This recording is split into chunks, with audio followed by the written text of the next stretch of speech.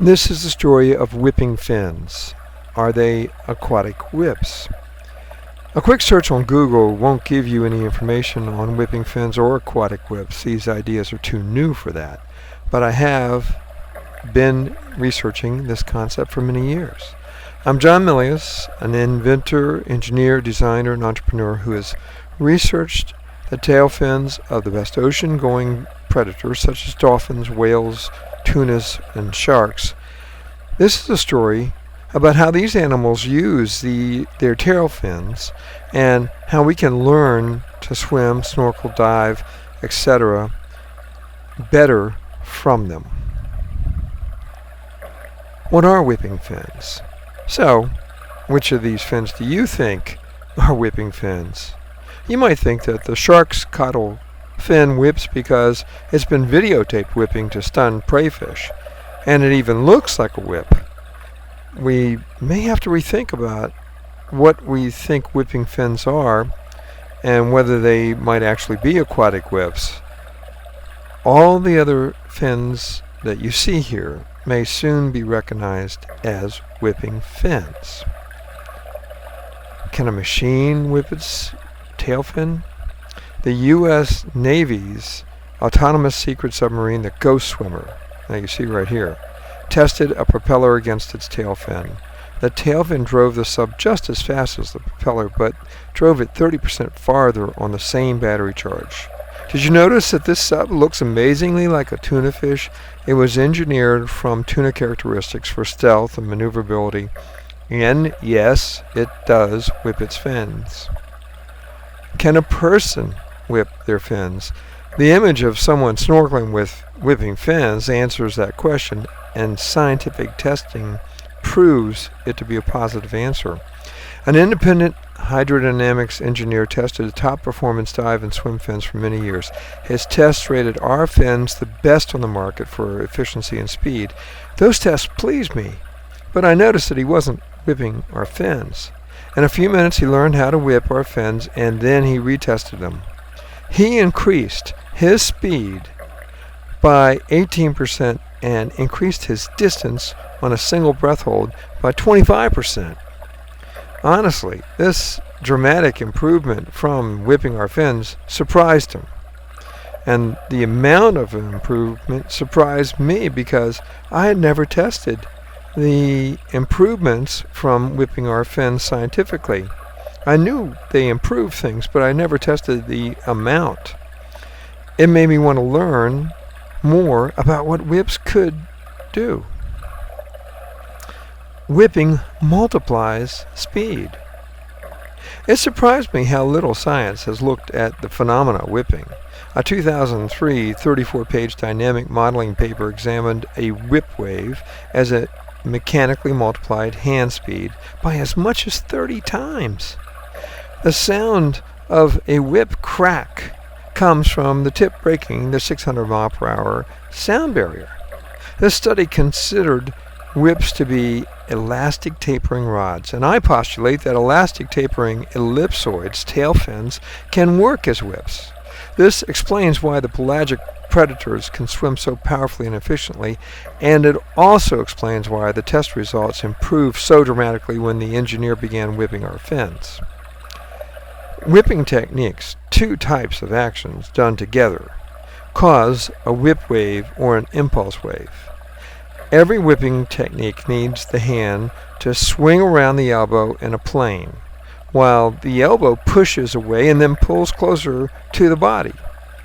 The hand swinging around the elbow while being pushed and pulled causes an impulse wave to travel down the whip, causing the whip to speed up as the whip tapers smaller. Our knee pushes and pulls our foot, swinging it around when we walk or run. This natural whipping motion that we use for walking and running also whips our fins extremely well. If the hand swinging around the elbow and the foot swinging around the knee whip the human body, how can a fish or sharks or tunas or cetaceans whip their bodies since they don't have elbows and knees? All of the best swimming top predators have whip-like vertebrae. and 2 sets of muscles used for swimming. Is it possible that the red muscles help to do the push and pull needed to create impulse or whip waves? By having 2 sets of muscles for swimming, the slow twitch red muscles may be used to push and pull. More scientific research is needed to resolve this question. After years of building and testing thousands of prototypes, a CAT scan of a dolphin fluke helped me nail down the specifics of the complex shape of that fluke. Even our earliest wing-like fins worked extremely well to channel the water and to reduce drag, but to make fins smaller and shorter, as the CAT scan was teaching me to do, it was a hard sell, because I had to shed the idea that fins work best as paddles, and larger paddles work better than smaller paddles. Independent scientific and field tests have proved these shorter fins to be better when whipped. I was struck by how much the profile of the CAT scan of the fluke looked like the profile of an airplane wing. As I compared it to the NASA wing profiles, the wing with the best lift and the lowest drag looked almost identical to the CAT scan.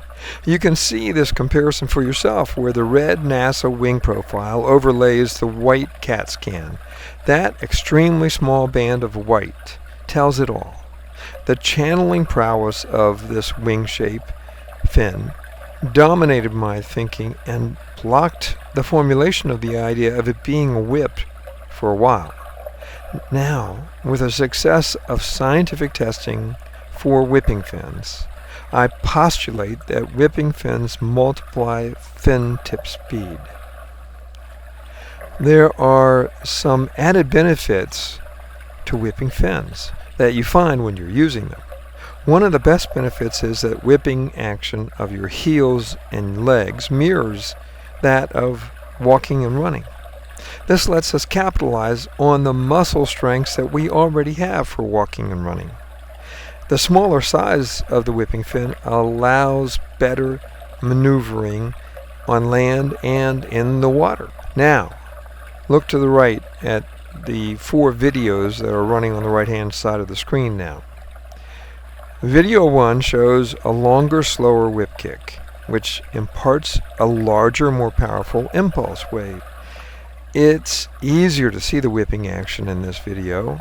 This more powerful whip kick allows for gliding between the kicks, which makes it more efficient. Also, notice how at the top of the screen you see that the fins come very close to the surface with almost no disturbance of the surface. That's how well they channel. In video 2, a higher whip kick frequency reduces the size of the kick to lower drag for better speed.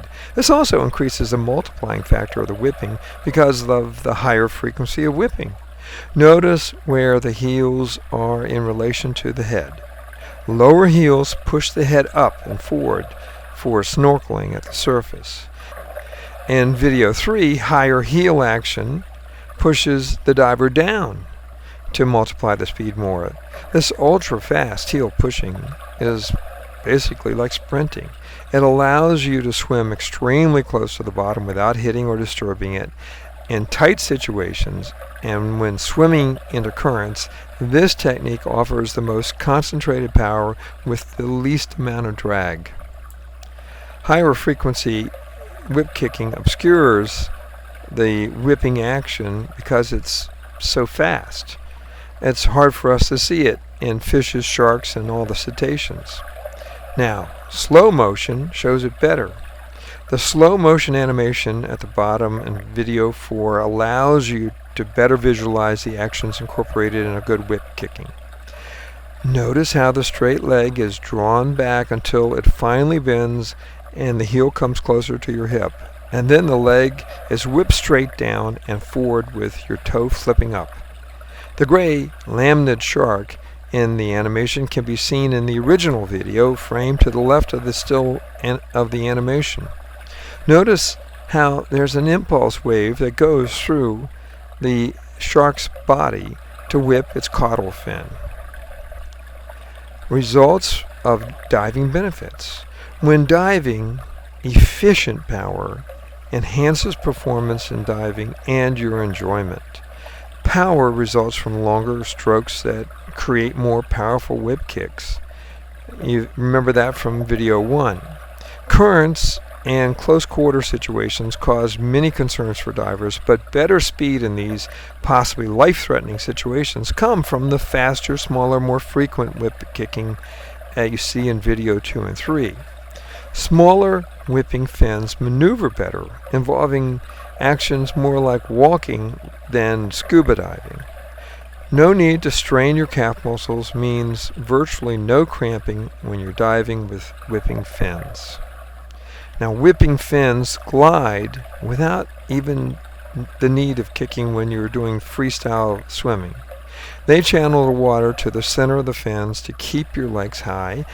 Initiating small, high-frequency whipping kicks speeds up your swimming with little effort from your legs, which is great in currents for swimming or snorkeling or surfing.